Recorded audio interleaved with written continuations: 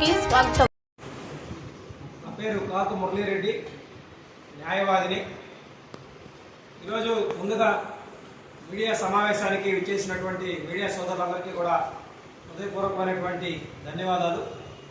ఎందుకంటే ప్రజా సమస్యల్ని ప్రభుత్వానికి చేరవేయడంలోనూ, ప్రభుత్వం అందించేటువంటి ఏ మంచినైనా సరే ప్రజలకు చేరవేయడంలోనూ మీడియా పాత్ర ఎంతో ముఖ్యమైనది. ఈరోజు కూడా ఏదైతే నెల్లూరు నగర కార్పొరేషన్లో జరిగినటువంటి ఫోర్జరీ కుంభకోణాన్ని బయట పెట్టడంలోనూ, ప్రజలకు చేరవేయడంలోనూ మీడియా పాత్ర ఎంతో కీలకమైనది. కాబట్టి మీడియా మిత్రులందరికీ, ప్రింట్ ఎలక్ట్రానిక్ మీడియా మిత్రులందరికీ కూడా ముందుగా ప్రత్యేకమైనటువంటి ధన్యవాదాలు, అభినందనలు తెలియజేస్తాను.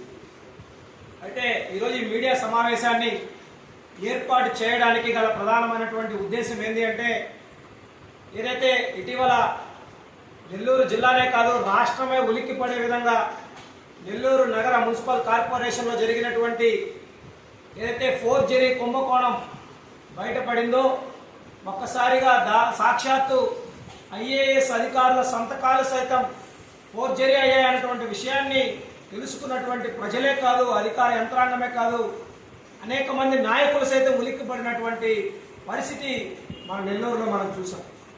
అయితే ఈ యొక్క జరిగినటువంటి అవకతవకల పైన, అవినీతి పైన, ఇవి గతంలో ఎప్పటి నుంచో జరుగుతూ వస్తూ ఉన్నాయి గత ప్రభుత్వ హయాంలో.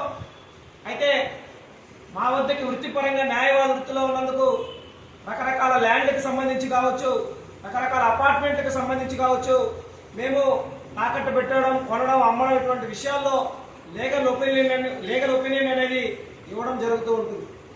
అయితే ఈ క్రమంలో మా వద్దకు వచ్చినటువంటి కొన్ని డాక్యుమెంట్లని పరిశీలించే క్రమంలో ఈ యొక్క సంతకాలు ఏదైతే ఉన్నాయో వాటి పైన మాకు పలు అనుమానాలు వ్యక్తం అవ్వడం, వాటి గురించి ఆన్లైన్లో చెక్ చేయడం, అక్కడ మాకు సమాచారం లభించకపోవడంతో ఇవి ఫోర్జరీ అయ్యాయన్నటువంటి ఒక అనుమానంతో ఎవరైతే ఇప్పటి వరకు నగర కమిషనర్గా ఉన్నటువంటి, నెల్లూరు నగర మున్సిపల్ కార్పొరేషన్ కమిషనర్గా ఉన్నటువంటి వికాస్ మర్మత్ గారికి లిఖితపూర్వకంగా ఫిర్యాదు చేసి వారితో మాట్లాడే విషయాలను వాళ్ళకు వివరించి ఈ యొక్క సంతకాలు ఫోర్జరీ అయినటువంటి అనుమానాన్ని వ్యక్తం చేయడం జరిగింది. వారిని నేరుగా సంతకాలు చూపించి ఈ సంతకాలు వారివా కాదా అని కూడా వారిని తనిఖీ చేయమని చెప్తే, ఈ సంతకాలు నావి కాదండి, మీరు కావాలంటే పోల్చి చూసుకోవచ్చు అని చెప్పి వారు నేరుగా వారి సంతకాన్ని పెట్టి చూపించినటువంటి పరిస్థితి ఈరోజు గతంలో జరిగింది.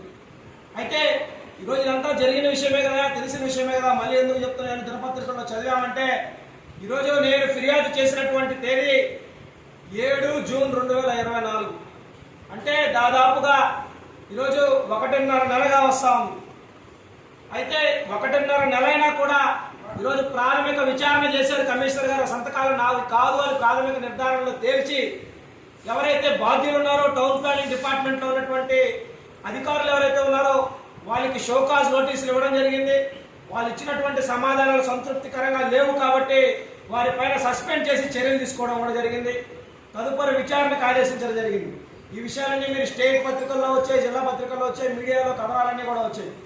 అయితే ఈ విచారణ అయిన తర్వాత వారు ఇచ్చినటువంటి ఎక్స్ప్లెనేషన్లు, స్టేట్మెంట్లను రికార్డ్ చేసి ఏదైతే గౌరవ ఎస్పీ గారికి సాక్షాత్తు కమిషనర్ గారే లిఖితపూర్వకంగా ఫిర్యాదు చేశారు.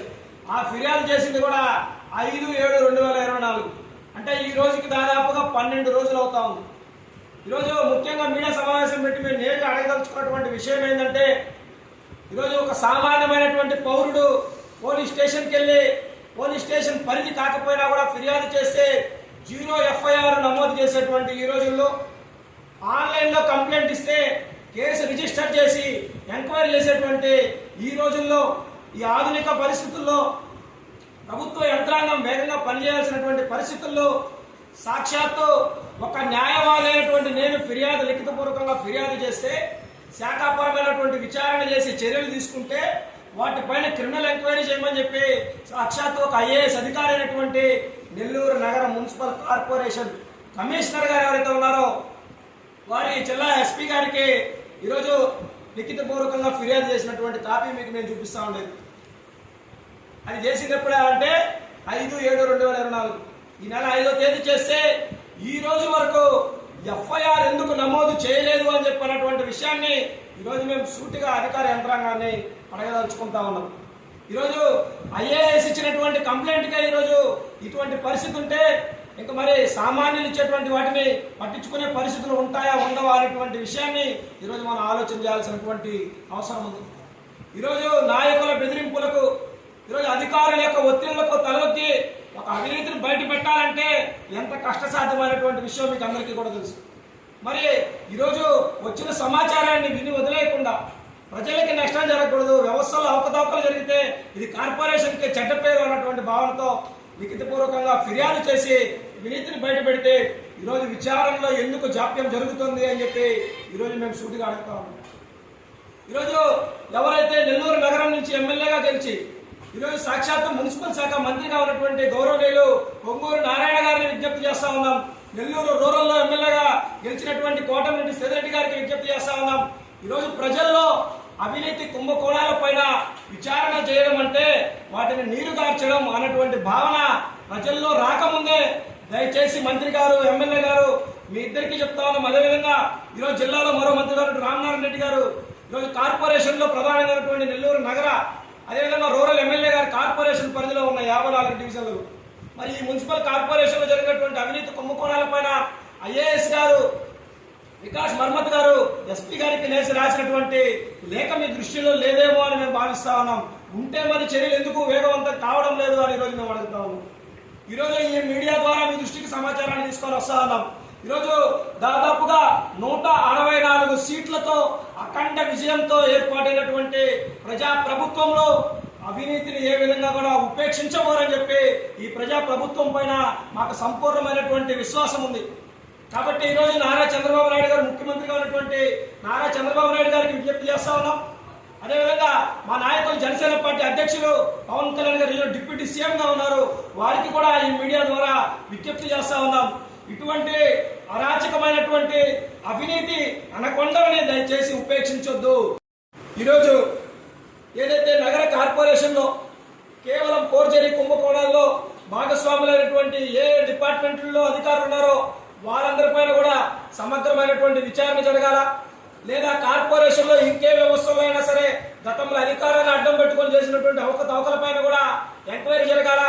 ఉన్నత స్థాయి విజిలెన్స్ విచారణ జరిగే నివేదికలన్నీ కూడా పారదర్శకంగా ప్రజల్లో పెట్టినప్పుడే ఈరోజు ప్రజలు గెలిపించినటువంటి ఈ ప్రజా ప్రభుత్వం పైన ఈరోజు గౌరవనీయులు నారా చంద్రబాబు నాయుడు గారు, అదేవిధంగా గౌరవనీయులు శ్రీ పవన్ కళ్యాణ్ గారి సారథ్యంలో ఈరోజు ప్రజలకు సంక్షేమం అందించడం, అభివృద్ధి అందించడం, సుపరిపాలన అందించడమే లక్ష్యంగా పనిచేస్తామని చెప్పినటువంటి ఈ ప్రభుత్వం పైన ఈ బాధ్యత ఉంది.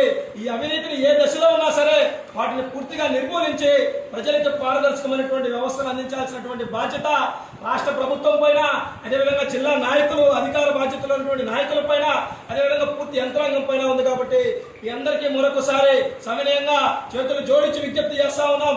అవినీతిని ఉపేక్షించొద్దు.